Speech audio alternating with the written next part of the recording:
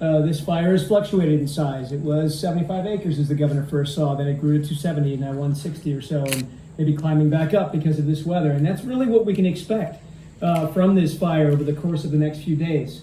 We have an extraordinary team in the field who's helping to lead some of this.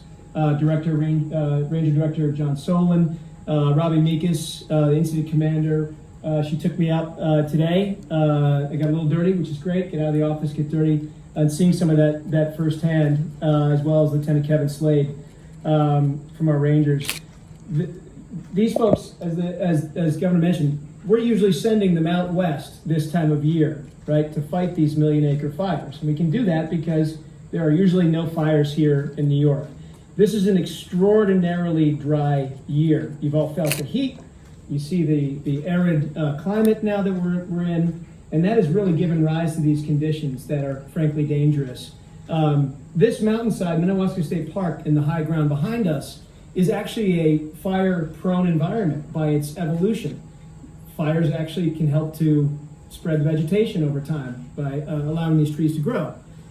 It's a different situation, though, when you have villages in the valleys. And that's how New York has come to view our experience out west and how to handle fires out west and how to apply it here where you have actual communities. And so this fire over the course of the last few days has increased in size. The 2 inches of rain that we got, luckily, was about 3 times the amount that we expected. That gave us some time to catch up, cut these wide lines with bulldozers and by hand. And that's enabled our teams to get some space around the flames and around the fire. You see now that the flames are not visible from the road. Later today, we expect that to be the case as the sun then creates a more direct line on the valley and that floor heats back up. As I walked through this morning with Robbie, the ground is smoking in many places. It's black. There are many trees that have been lost. And our people are right now right behind us cutting these lines in order to protect the valley from any potential expansion.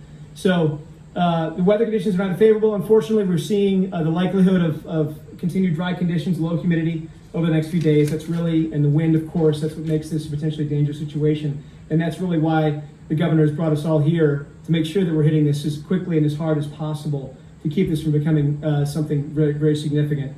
But we don't do it alone. The governor mentioned the resources that we have here, and it's incredible to watch these men and women in the field doing their incredible work, whether it's county executives, men and women, whether it's state parks, state police with the 2 Hueys that they have up there doing drops. Had a chance to see some of those drops very up close today. And it is something else to behold when you have a ranger spotter, and two pilots up there dropping the water on the flames and keeping it all under control.